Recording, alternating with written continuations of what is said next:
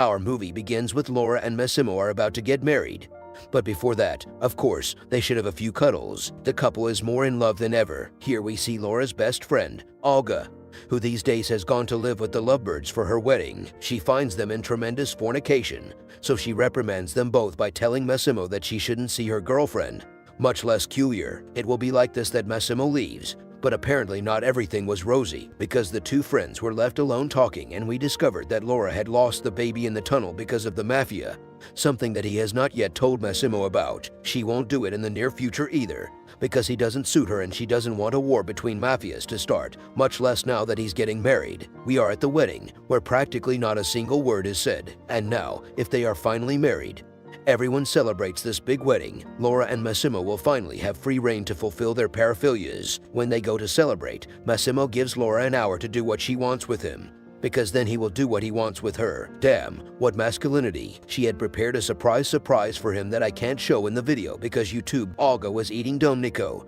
one of Massimo's partners. After this, the lovebirds celebrate their honeymoon with a highly demonetized scene. They can't even play golf in peace because Laura complicates the whole thing, and Massimo keeps making weird faces. A twist of fools. But of course, the pleasure, the fun, the honeymoon had to end because Massimo had to go back to work, and when they got home they found Olga and Domenico in full action. Massimo takes the opportunity to tell Laura that he has prepared a trip for her and her friend so that they can relax while he does her business. But she responds annoyed, saying, "Do you think I'm a piece of furniture with which you can do anything?" They have a little fight. After this, both friends go to dinner where Olga tells Laura that Massimo is trying hard for her and that he should only do what he wants to please him, that he doesn't throw tantrums and behaves like her. At night, Laura goes to see Massimo, because we all know that the good thing about a fight is always reconciliation. How rich, of course. And before going back to the routine, they have a fucking night. But the next morning, Massimo must get back to business. Laura goes to see her friend to start the trip,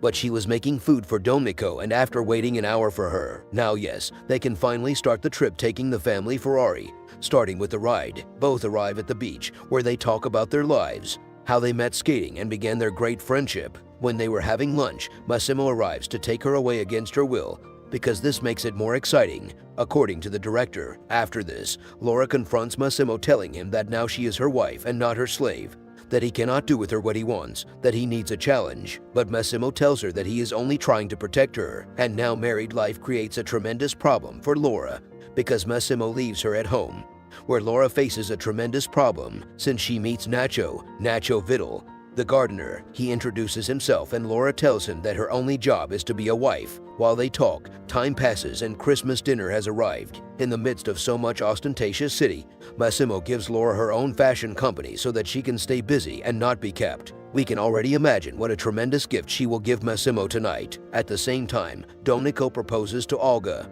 who is very excited. She accepts because now she is going to have her life assured. The truth is, this couple does not matter to anyone, but they are happier than the protagonists. We are with Massimo, who is going to enjoy his birthday gift, a gift for which he will need many little toys that he already has ready in a secret place. Laura was waiting for him to do what he wanted with her. As Massimo opens her present, he keeps making strange faces. They leave when they finish. They both start talking. Massimo reveals that he is very worried because he has a brother whom he doesn't want to see because he doesn't want to know anything about him. Massimo does not give Laura any more explanations and leaves her all confused because even though he is her husband, she feels that he does not trust her enough to open up about something so important to him. But the next day the girl has to leave mistrust behind because she has to dress up to visit her new fashion store, the place that her husband gave her, so that Laura can finally start her dream of having her own fashion store. But when the visit ends, Olga feels that her best friend is not well, that something is wrong with her. Olga tries to tease out why she is angry with her husband,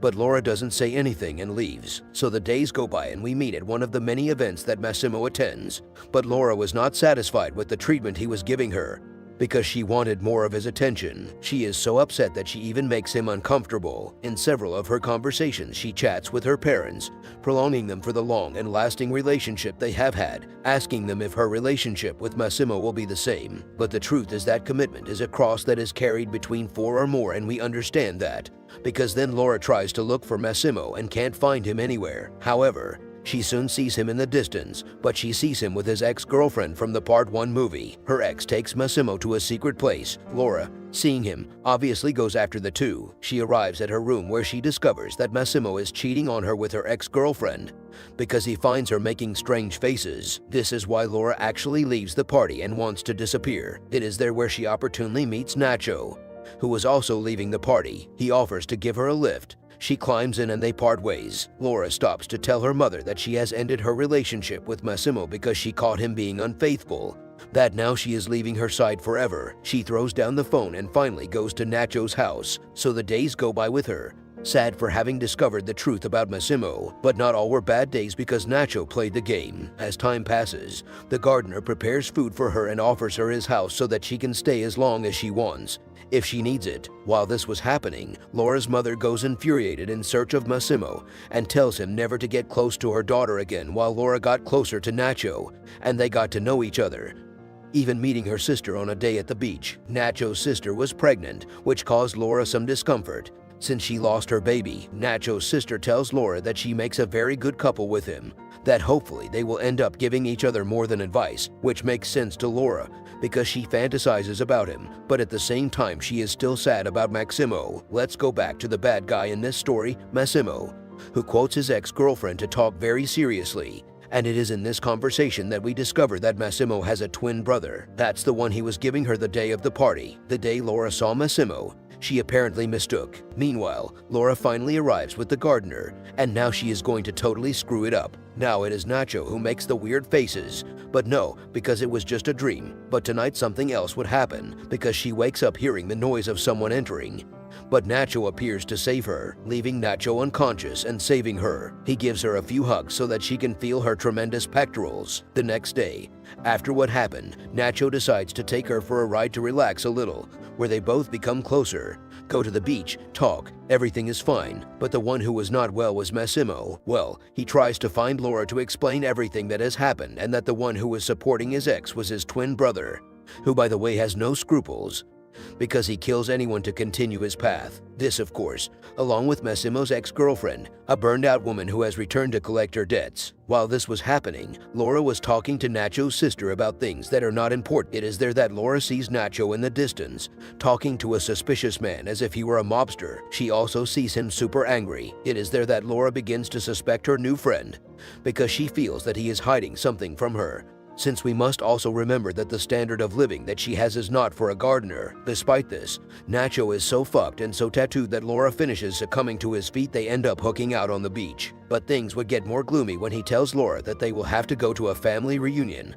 revealing that Maximo will be present. Laura, learning of all this, obviously asks for an explanation of who he really is. Nacho reveals that he is the son of a mobster who is at war with Massimo. For this reason, he infiltrated Massimo's mansion as a gardener, with a purpose that he cannot reveal to him yet because it is something very important for the Sicilian Mafia. Laura obviously gets pissed off and tells him that she can't trust him anymore, telling him that she thought his relationship was real. Nacho tells her that his real name is Marcelo, that his life is complicated because he is the son of a mobster, since he has been put into this world without him deciding. After this, Laura demands that he take her to the meeting where Massimo would be. When they arrived at the mansion, 2 bodyguards were waiting for Laura to take her away. They tell Nacho that Don Matteo, the boss of this mafia family, has asked them to take care of her. So, well, Laura is taken by them. Meanwhile, at the meeting, Don Mario told Massimo that he has expanded a lot with his business, that he should stop because the families are not happy. He tells him that they already gave him a warning,